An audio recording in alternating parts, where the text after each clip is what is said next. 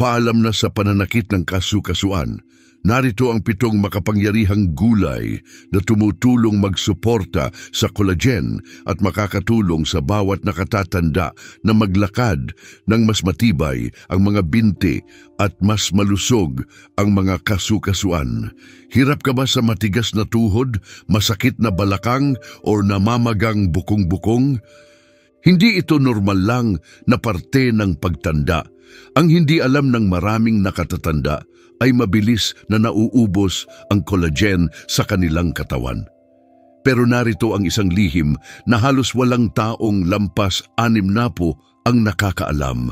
Maaari mong natural na pataasin ang iyong collagen gamit ang mga karaniwang gulay na mabibili lang sa palengke o grocery. Hindi mo kailangan ng mamahaling supplement o espesyal na pulbos. Mga totoong pagkain lang ang kailangan na makakatulong magpababa ng pamamaga, magpatibay ng kasukasuan at mabawasan ang pamamaga sa loob lang ng mga 8 linggo. Sa videong ito, ibubunyag namin ang 7 pinakamahuhusay na gulay na nagpapagana ng collagen, nagpapabuti ng flexibility at nagpapalusog sa iyong mga kasukasuan mula sa loob. Niranggo namin sila mula sa kapaki-pakinabang hanggang sa pinakamabisang gulay. Manood hanggang dulo dahil ang gulay na nasa number 1 ay malamang nasa kusina mo na at karamihan sa mga nakatatanda ay hindi alam na ito ang posibleng sikreto sa mas magaan at komportabling paggalaw. Gusto mo bang magsimula sa landas patungo sa mas malakas na mga binti? Tara na. Pero una, kung hindi ka pa nakasubscribe, pindutin mo muna ang button na yon at i-on ang notifications para hindi ka mahuli sa aming mga health tips. Kung kapaki-pakinabang ang videong ito para sa iyo, mag-comment ng 1 sa ibaba. Kung hindi naman, i-type ang 0. Gusto naming malaman kung paano pa namin mapapabuti para sa iyo. Magsimula tayo sa number 1, spinach, ang tahimik na tagapangalaga ng iyong mga kasukasuan. Mukhang pangkaraniwang dahon lang ang spinach sa iyong plato. Simple, madalas nakikita at madaling hindi pansinin. Pero para sa mga nakatatandang may iniindang sakit sa tuhod, masikip na balakang o pamamaga sa mga binti, ang spinach ay maaring isa sa pinakamakapangyarihang natural na solusyon na nakatago sa harap mismo ng iyong mga mata. Habang tumatanda tayo, bumabagal ang paggawa ng ating katawan ng collagen.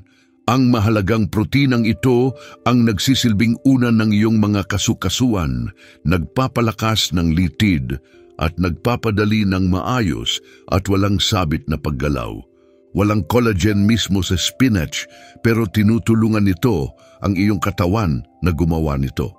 Punong-puno ito ng mga nutrisyon tulad ng vitamin C, iron, magnesium at mga antioxidant gaya ng lutein at zeaxanthin na nagbibigay sa katawan ng kailangan nito para gumawa at protektahan ng collagen, lalo na sa mga parte gaya ng tuhod, bukong-bukong at balakang. Ang vitamin C, halimbawa, ay hindi lang para sa sipon. Mahalaga ito para mabuo ang matibay at spiral na istruktura ng collagen. Kung wala ito, hindi maayos na mabubuo ang collagen, kaya't mas magiging mahina ang mga kasukasuan. Tumutulong naman ang magnesium sa pagbawas ng pamamaga, kaya mas maayos na nakakaikot ang dugo at mas mabilis gumaling ang mga nasirang tissue. Ang iron naman ay nagbibigay ng oxygen sa malalalim na bahagi ng kasukasuan.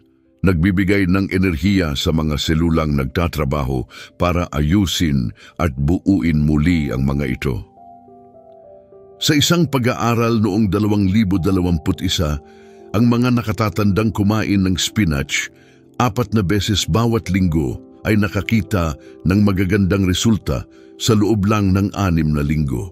Nakaranas sila ng mas kaunting pamamaga at paninigas at nagulat pa ng mas malakas na pakiramdam sa paglalakad o pag-akyat ng hagdan. Ipinakita rin ng MRI scan na mas basa at mas moisturized ang kanilang mga kasukasuan, isang senyales ng malusog na tissue na puno ng collagen. Isa sa pinakamagandang bagay sa spinach, madali itong gamitin. Pwedeng igisa ng bahagya sa olive oil, idagdag sa sabaw o ihalo sa iyong smoothie tuwing umaga. Ang spinach ay isang simple at ligtas na paraan para palakasin ang iyong mga kasukasuan mula sa loob. Kaya sa susunod na mapadaan ka sa gulayan at makita ang spinach, huwag mo lang itong lampasan. Ang maliit na bungkos ng berdeng dahon na ito ay maaaring ang tahimik na dahilan kung bakit makakagalaw ka ng mas komportable muli. At habang tahimik na nagtatrabaho ang spinach para protektahan ang iyong mga kasukasuan, hintayin mo ang gulay na mas aktibong kumikilos. Tinutugis mismo ang pamamaga sa pinagmumulan nito at binabantayan ng iyong mga kasukasuan na parang tunay na tagapagtanggol. Pag-usapan natin ng broccoli. Kung nanonood ka pa at nagugustuhan ang impormasyon, pakitype ang numerong 1 sa comments para malaman kung kasama pa rin kita. Ngayon, ituloy natin sa pangalawang makapangyarihang pagkain sa ating listahan. Number 2, broccoli, ang natural mong kakampi laban sa pamamaga. Para sa maraming nakatatanda, ang pamamaga ay parang tahimik na kalaban na unti-unting kumukuha ng kakayahang kumilos. Dahan-dahan itong pumapasok sa tuhod, nananatili sa bukong-bukong at sumasakit sa likod. Palihim na nagpapahirap sa pang-araw-araw na gawain. Pero paano kung ang isa sa pinakamabisang paraan para labanan ito ay nasa ref mo na?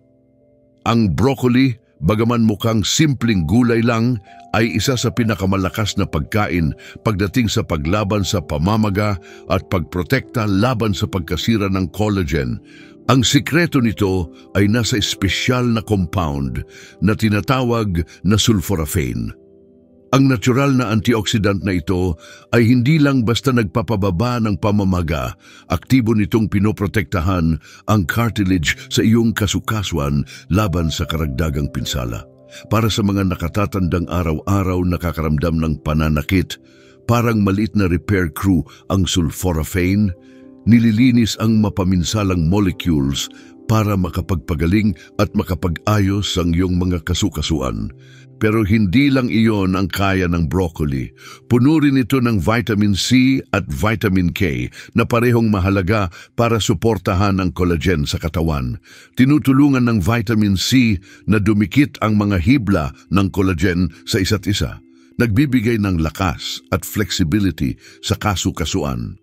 Ang vitamin K naman ay may kakaibang papel. Ginagabayan nito ang calcium patungo sa iyong mga buto imbes na ipunin ito sa kasukasuan. Ibig sabihin, mas kaunting paninigas at mas mababang panganib ng pananakit ng kasukasuan dahil sa calcium deposits. Dagdag pa, ang broccoli ay may fiber, folate at potassium na tumutulong sa kalusugan ng puso at sirkulasyon ng dugo na nagpapababa ng pamamaga sa pamamagitan ng pagpapabuti ng daloy ng dugo. Sa isang pag-aaral na tumagal ng 12 linggo, ang mga nakatatandang kumain ng broccoli nang hindi bababa sa 3 beses kada linggo ay nakaramdam ng tunay na pagbabago. Bumaba ang pananakit ng kanilang mga kasukasuan at mas malaya silang kumilos, lalo na sa tuhod at balakang. Ipinakita rin ng kanilang blood tests na mas mababa ang C-reactive protein, isang karaniwang senyales ng matagal na pamamaga na madalas mataas sa mga nakatatanda. Ang isa pang magandang bagay sa broccoli ay madali itong lutuin. Maaari mo itong i-steam, i-roast na may bawang o idagdag sa sabaw at casserole. Nanatili pa rin ang mga benepisyo nito at nagbibigay pa ng lasa sa iyong pagkain. At kung medyo mabigat sa tiyan ang regular na broccoli, pwede kang mag-broccoli sprouts na mas magaan sa tiyan pero mataas pa rin sa sulforaphane. Kaya kung ang pamamaga ay nagpapabagal sa iyo, maaaring ang broccoli na ang banayad pero makapangyarihang solusyon na hinihintay ng iyong kasukasuan, isang maaasahang katulong na suportado ng siyensya. At habang abala ang broccoli sa pagpapakalma ng pamamaga, ang susunod na gulay na pag-uusapan natin ay may dala namang mahalagang mineral na kailangan ng katawan mo para makabuo ng collagen mula sa loob. Handa ka na bang malaman kung ano ito? Pag-usapan natin ang bawang. Number 3, bawang. Maliit na butil, malaking epekto. Mukhang napakaliit ng bawang para magdala ng epekto. Madalas lang itong pampalasa kaysa sa nutrisyon. Pero huwag magpalinlang, may higit pa ang bawang kaysa sa inaakala. Sa bawat butil ng bawang ay may taglay na makapangyarihang sangkap para sa kalusugan, lalo na para sa mga nakatatandang may matigas na kasukasuan, namamagang binti at unti-unting pagkawala ng flexibility na madalas kasama ng pagtanda. Ang bawang ay hindi lang pampalasa. Isa itong malakas na healing food, lalo na pagdating sa pagsuporta sa collagen at pagpapakalma ng pamamaga. Ang sikreto nito ay nasa natural na sulfur-based compounds, lalo na ang alisin na nagiging aktibo kapag dinurog o hiniwa ang bawang. Mahalagang bahagi ang sulfur sa paggawa ng collagen, ang protina na nagdudugtong sa iyong cartilage, litid at kasukasuan. Kung kulang ka sa sulfur, mahihirapan ang katawan mong gumawa ng malalakas at flexible na hibla ng collagen. Dahil dito, mas mabilis masisira ang collagen kaysa marirepair, nagdudulot ng mahinang kasukasuan, matigas na mga binti at masakit na tuhod. Pero tinutulungan ng bawang na putulin ang cycle na ito. Gumagana rin itong makapangyarihang anti-inflammatory at antioxidant. Ipinapakita ng mga pag-aaral na kayang pababain ng bawang ang antas ng mga inflammatory molecules na tinatawag na cytokines, na responsable sa pamamaga at pananakit ng kasukasuan, lalo na sa mga kondisyon tulad ng arthritis. Sa isang pag-aaral, noong 2020, ang mga nakatatandang kumain ng sariwang bawang ng regular ay nakaranas ng 28% pagbaba ng pananakit ng kasukasuan. Mas madali rin silang kumilos at mas malakas ang pakiramdam nila sa kanilang mga gawain sa araw-araw sa loob lang ng 8 linggo. Para sa mga nakakaranas ng tuloy-tuloy na pananakit ng kasukasuan, nag-aalok ang bawang ng ligtas at natural na paraan para matulungan ng katawan na pagalingin ang sarili nang hindi umaasa sa gamot, at hindi dito natatapos ang benepisyo ng bawang. Pinapabuti rin nito ang daloy ng dugo na lalong mahalaga habang tayo'y tumatanda. Ang mas magandang sirkulasyon ay tumutulong maghatid ng oxygen at nutrisyon sa mga kasukasuang kailangang magpagaling. Ibig sabihin, mas kaunting pamamaga, mas mabilis na paggaling at mas malayang pagkilos. Kilalang kilala rin ang bawang sa pagsuporta sa immune system, isang mahalagang benepisyo para sa mga nakatatanda na nangangailangan ng pangkalahatang kalusugan. Para masulit ang benepisyo ng bawang, gamitin ito ng sariwa. Durugin o hiwain ang mga butil at hayaan itong nakababad ng mga 10 minuto bago lutuin. Sa paraang ito, maa-activate ang alisin at lalakas pa ang healing power ng bawang. Kahit ihalo mo ito sa mga sabaw, i-roast kasama ng mga gulay o ipahid sa tinapay na may olive oil, madali mong maisasama ang bawang sa iyong pagkain at siguradong pasasalamatan ka ng iyong katawan sa maraming paraan. Kung ang bawang ay tumutulong bumuo ng pundasyon para lumago ang collagen, ang susunod na gulay ay parang tagapagtayo sa pundasyong iyon. Pinoprotektahan nito ang iyong cartilage at tinutulungan ang katawan mong gumalaw ng mas maayos at mas komportable. Pag-usapan natin ang isang gulay na maliwanag, pamilyar, pero madalas hindi nabibigyan ng pansin, ang karot. Kung nanonood ka pa at nagugustuhan ng mga tips, paki-type ng number 1 sa comments para alam kong kasama ka pa. Ngayon, ituloy natin sa number 4. Number 4, karot, pampalakas ng cartilage. Lahat tayo ay nakakita na ng karot sa hapagkainan. Malutong, matamis at karaniwang kasama sa maraming putahe. Pero higit pa ito sa simpleng side dish, ang karot ay napaka-epektibo para sa kalusugan ng kasu-kasuan, lalo na para sa mga nakatatanda.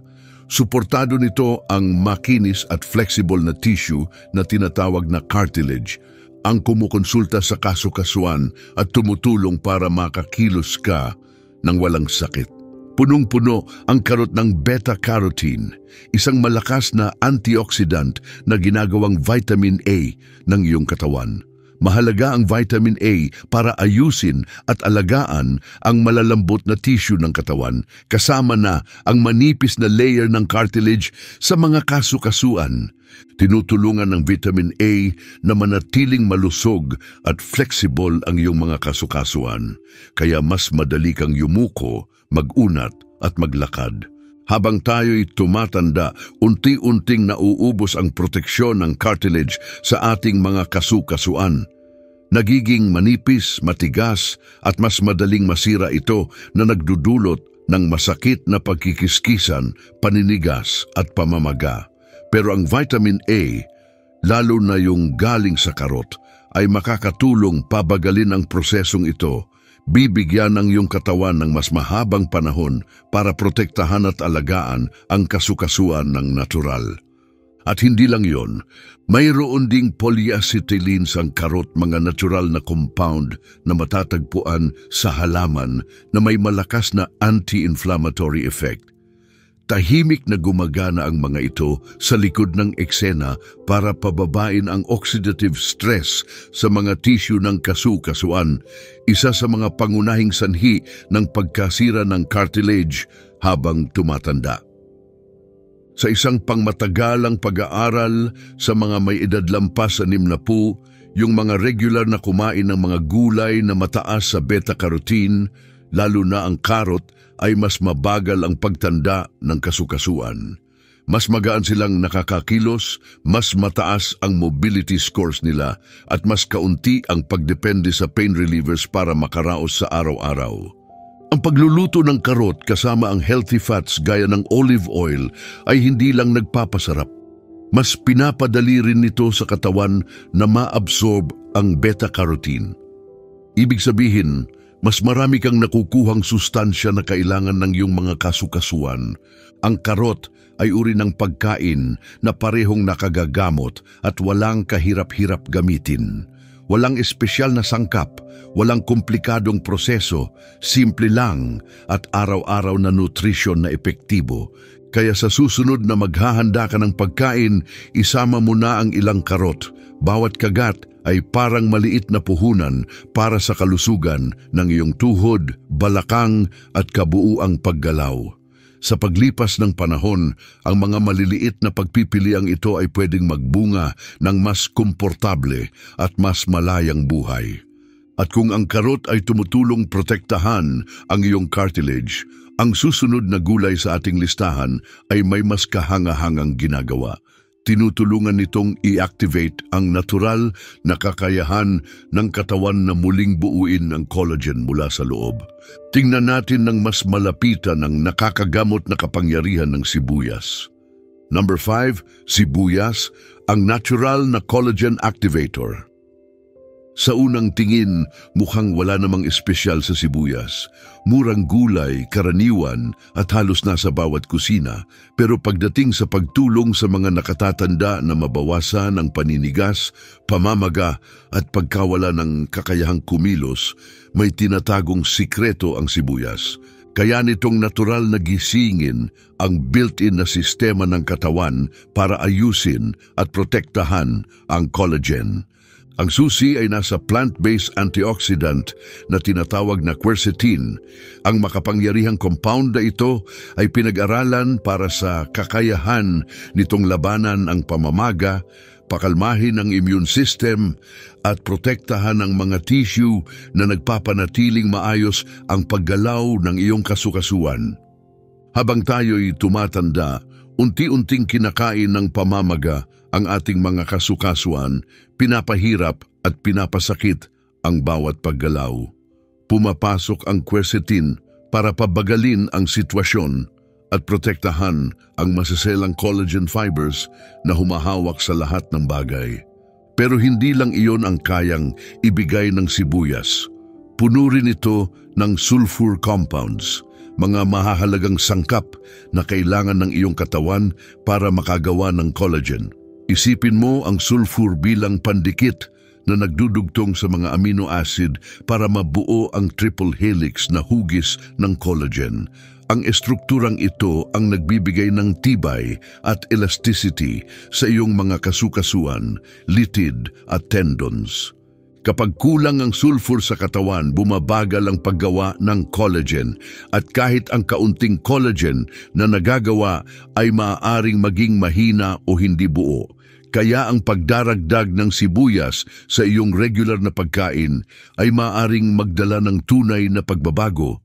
Binibigyan nito ang iyong katawan ng mga kasangkapan para mapanatiling malusog ang mga kasukasuan, lalo na sa mga bahagi tulad ng tuhod, balakang at gulugod, kung saan madalas unang nararanasan ng mga nakatatanda ang mga senyales ng pagtanda at pagkasira. Isang pag-aaral na inilathala sa Journal of Nutrition in Gerontology and Geriatrics ang nakakita ng kahangahangang resulta. Ang mga nakatatandang kumain ng sibuyas ng 5 o higit pang beses bawat linggo ay nakaranas ng mas kaunting pamamaga sa kanilang bukong-bukong at mga kamay. Nagsabi rin sila ng mas maayos na paggana ng kasukasuan sa pang-araw-araw na gawain tulad ng paglalakad, pag-akyat ng hagdan at pagyuko. Ipinakita rin ng kanilang blood tests ang malaking pagbaba ng mga marker ng pamamaga na nagpapakita na ang sibuyas ay hindi lang nagpapagaan ng sakit, tinutulungan nitong ibalik ang natural na balanse ng katawan at pinapakalma ang chronic inflammation na pwedeng magdulot ng matagalang pinsala. At ang pinakamaganda, napakadaling gamitin ng sibuyas. Pwede itong igisa ng bahagya sa olive oil, ihalo sa mga sabaw o hiwain at idagdag sa fresh salad. Kasya ito sa anumang regular na pagkain mo. Hindi ito umaasa sa uso o gimmick. Ang galing nito ay galing sa tunay at tuloy-tuloy na nutrisyon, sinusuportahan ng siyensya at pinatunayan ng maraming henerasyon. At kapag inisip mong tapos na ang galing ng mga gulay, ang susunod na green sa ating listahan ay hindi lang tumutulong gumawa ng collagen, pinalalakas pa nito ito. Tinutulungan nitong ayusin ang nasirang tissue at marahil ito ang isa sa mga pinakamayamang pagkain para sa kalusugan ng kasukasuan. Pag-usapan natin ang kale, number 6, kale, ang tagapag-ayos ng kasukasuan. Ang kale ay sumikat bilang superfood nitong mga nakaraang taon, pero para sa mga nakatatanda, higit pa ito sa sangkap ng salad o panghalo sa smoothie. Sa ilalim ng madilim at kulot na mga dahon nito ay taglay ang napakaraming sustansya na direktang sumusuporta sa mga tumatandang kasukasuan, lalo na yung mga naapektuhan ng mga tao ng paggamit at pagkasira. Kung nahihirapan ka sa matigas na balakang, nangingit-ngit na tuhod, o mabagal na pananakit mula sa unti-unting pagkasira ng cartilage, higit pa sa nutrisyon ang hatid ng kale. Nagdudulot ito ng pagpapagaling at pagbabalik ng lakas. Ang tunay na nagpapatingkad sa kale ay ang mataas nitong nilalaman ng vitamins at minerals na mahalaga para sa paggawa ng collagen. Punong-puno ito ng vitamin C, isang kailangang nutrisyon para sa paggawa at pagpapalakas ng collagen. Ang mahalagang proteinang ito ang bumubuo sa balangkas ng mga kasukasuan, litid at tendons. Kung kulang ka sa vitamin C, hindi maayos na makakagawa ang katawan mo ng collagen at ang kaunti mang mabuo ay maaaring mahina at madaling masira. Pero dala rin ng kale ang isa pang makapangyarihang nutrisyon, vitamin K. Bagaman hindi kasing tanyag, mahalaga ang vitamin K sa kalusugan ng kasukasuan. Tinutulungan nitong gabayan ng calcium patungo sa mga buto kung saan ito kailangan at iniiwasan nitong mapunta sa mga kasukasuan na maaaring magdulot ng pananakit at paninigas. Sa pamamagitan ng pagsuporta sa matibay na buto at pagpigil sa pag-ipon ng calcium sa maling lugar, gumagana ang vitamin K kasama ang collagen para mapalakas ang lakas at flexibility ng kasukasuan. At hindi lang yon, mayaman ang kale sa dalawang mahalagang mineral, manganese at copper. Ang mga trace elements na ito ay tumutulong magdikit-dikit ng collagen fibers sa proseso na tinatawag na cross-linking. Isipin mo itong parang mga suporta na nagbibigay ng dagdag na lakas at elasticity sa collagen na humahawak sa iyong kasukasuan. Ang mga nakatatandang regular na nakakakain ng mga mineral na ito ay madalas nakakaranas ng mas kaunting pananakit tuwing umaga. Mas maganda ang hydration ng kasukasuan at mas mabilis ang paggaling pagkatapos ng paggalaw o magaan na ehersisyo. Sa isang scientific review noong 2020 nung tungkol sa plant-based na paraan para gamutin ang osteoarthritis, ipinakita na ang mga nakatatandang kumain ng madahong gulay tulad ng kale ng ilang beses bawat linggo ay nagkaroon ng mas maayos na lubrikasyon ng kasukasuan at mas matibay at mas resilient na cartilage sa paglipas ng panahon. Hindi nangyari ang mga resulta ng biglaan, pero tumagal ang mga ito. Ang kale ay sumusuporta sa malalim at tuloy-tuloy na paggaling na tumutulong ayusin ang katawan mula sa loob. At ang magandang balita, hindi mo kailangan ng malaking pagbabago para maisama ang kale sa iyong pagkain. Igisa lang ito ng bahagya, ihalo sa masustansyang nilaga o kainin ng hilaw na may olive oil at lemon. Madaling isama ang kale sa halos anumang pagkain. At bawat kagat ay nagbibigay ng lakas sa iyong kasukasuan, tumutulong magpagaling mula sa loob. Pero habang tinutulungan ng kale na ayusin at patibayin ang kasukasuan, ang huling gulay sa ating listahan ay madalas hindi pinapansin. Gayunpaman, posibleng ito ang may pinakamalakas na kakayahang mag-hydrate, magprotekta at magsilbing unan sa mga tumatandang kasukasuan. Pag-usapan natin ang tahimik pero makapangyarihang kapangyarihan ng repolyo. Ang repolyo ay madalas hindi nabibigyang pansin. Madalas itong tingnan bilang sobrang simple, luma na, o walang dating para ituring na makapangyarihan. Pero para sa mga nakatatandang gumigising araw-araw na may matigas na kasukasuan, masakit na balakang o namamagang bukong-bukong, maaaring taglay ng repolyo ang isa sa pinakamahalagang sikreto para sa pag-aalaga ng kasukasuan. Sa loob ng mahigpit na patong-patong na dahon nito ay higit pa sa simpleng nutrisyon na sa kanya ang natural na sangkap para sa malalim na pag-aayos.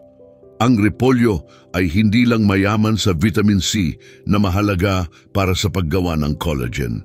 Isa rin ito sa pinakamagandang plant-based na pinagkukunan ng glutamine, isang amino acid na sumusuporta sa paghilom ng mga tissue at pagpapanumbalik ng joint fluid. Ang glutamine ay may dobleng papel. Tinutulungan itong gumawa ng collagen ng katawan at tumutulong din ito mag-renew ng likido sa kasukasuan na nagpapadulas para kumilos ka ng walang sakit. Habang tumatanda, lalong nagiging mahalaga ang joint fluid na ito dahil ito ang nagpapahintulot ng malayang paggalaw at pumipigil sa pagkikiskisa ng mga buto kapag nauubos na ang cartilage. Habang tayo'y tumatanda, bumabagal ang kakayahan ng katawan na ayusin at buuin muli ang connective tissue. Dito na nangyayari ang unti-unting pagnipis ng cartilage at maging simpleng paggalaw ay nagdudulot ng pamamaga at kirot. Nag-aalok ang repolyo ng banayad at natural na paraan para tulungan itong baliktarin. Tinutulungan ng mga nutrisyon nito ang katawan na ayusin ang matrix na nagsisilbing unan ng kasukasuan. Binubuo muli ang malambot na barrier na nagpoprotekta sa mga buto laban sa pagkikiskisan. Sa isang pag-aaral noong 2021 ng University of Illinois, ang mga nakatatandang kumain ng repolyo ng 3 beses kada linggo ay nakakita ng kahangahangang resulta. Bumuti ang kanilang balanse sa paglalakad, bumaba ang pamamaga ng 43% at mas mabilis silang nakabawi pagkatapos ng paggalaw o magaan na aktibidad. Mas nakaka-excite pa, ipinakita ng tests na ang kanilang joint fluid ay naging mas makapal, isang malinaw na senyales na ang collagen at tissue sa kasukasuan ay naibabalik mula sa loob. May malakas ding anti-inflammatory effects ang repolyo.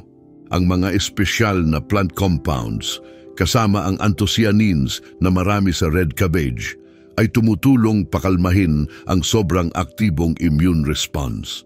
Pinabababa nito ang sakit, pamamanas at iritasyon sa loob ng kasukasuan. At isa pa sa pinakamagandang katangian ng repolyo ay napakadali at mura itong idagdag sa pagkain. Pwedeng pakuluan sa suka, idagdag sa sabaw o kainin ng hilaw bilang crunchy na slow. Masarap na paraan para magdala ng ginhawa at kagalingan sa iyong pagkain. Maaring hindi sikat ang repolyo, pero hindi nito kailangan maging uso. Nag-aalok ito ng mas mahalagang bagay, napatunayang lakas para sa mga tumatandang kasukasuan, pinasa mula pa sa maraming henerasyon at pinagtibay na rin ng siyensya.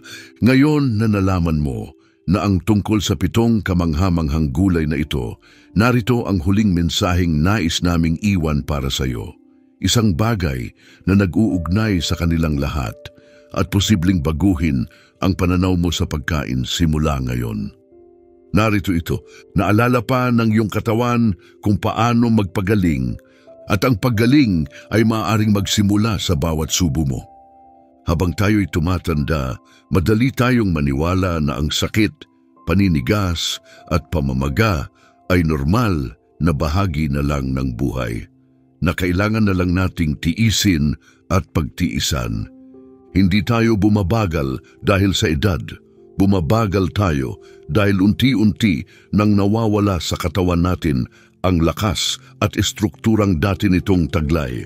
Ang collagen, ang substansyang nagbibigay suporta sa ating mga kasukasuan at kalamnan, ay unti-unting nauubos. Pero paano kung hindi permanente ang pagbagsak na iyon? Paano kung ang kakayahang bumalik ang lakas at ginhawa ay abot kamay mo na, nasa mismong kusina mo lang? Ang 7 gulay na ito ay higit pa sa pagkain. Sila ay mga signal para sa iyong katawan, mga paalala araw-araw na posible pa ring magpagaling.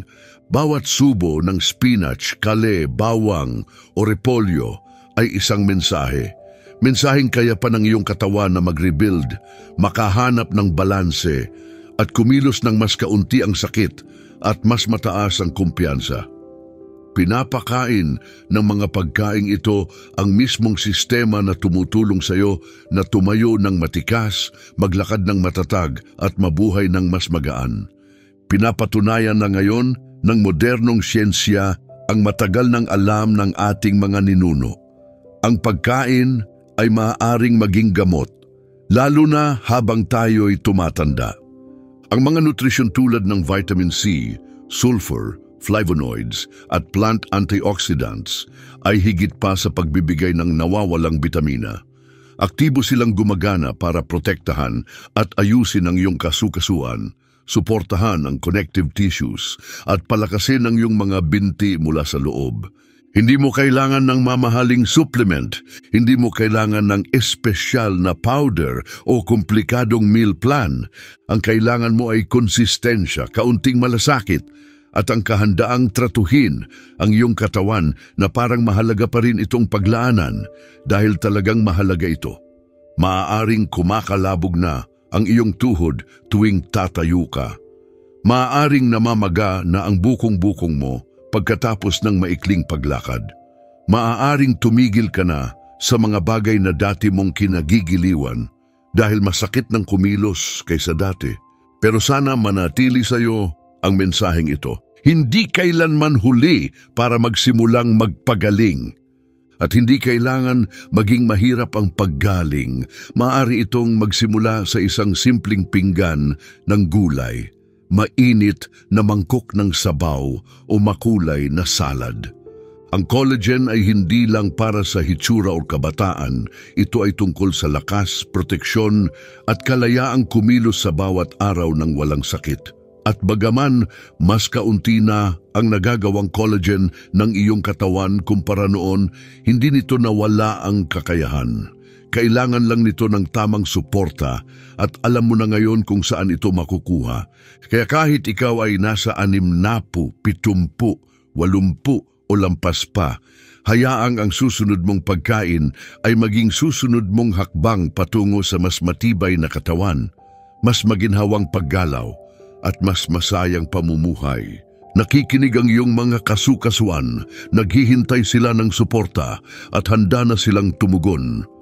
Kung naantig ka ng mensaheng ito, ibahagi mo ito sa isang taong mahal mo dahil walang sinuman ang dapat maniwala na ang pagtanda ay nangangahulugan ng pamumuhay sa tuloy-tuloy na sakit. May mas maganda at mas mahinahong paraan ng pagtanda at nagsisimula ito sa bawat maliit na subo. Ang mga kaalaman na ito ay narito para bigyan ka ng lakas, para matulungan kang mamuhay ng may layunin, kalayaan at kaginhawahan. Ngayon, nais kong marinig ang iyong tinig. Maglaan ng sandali para magnilay at ibahagi ang isang bagay na natutunan mo ngayon na nais mong isabuhay. Magpalakasan tayo sa paglalakbay na ito patungo sa mas mabuting kalusugan sama-sama. Kung nagustuhan mo ang videong ito, pakitype ng numerong 1 sa comments. Kung hindi naman, itype ang 0. Makakatulong ang iyong feedback para lalo pa naming mapabuti. Huwag kalimutang i-like ang video na ito, mag-subscribe sa aming channel at ibahagi ito sa iba na maaring makinabang sa mga tips na ito. Maraming salamat sa panonood at narito ang pagbati para sa isang buhay na nabubuhay ayon sa iyong kagustuhan na may lakas, ginhawa at saya.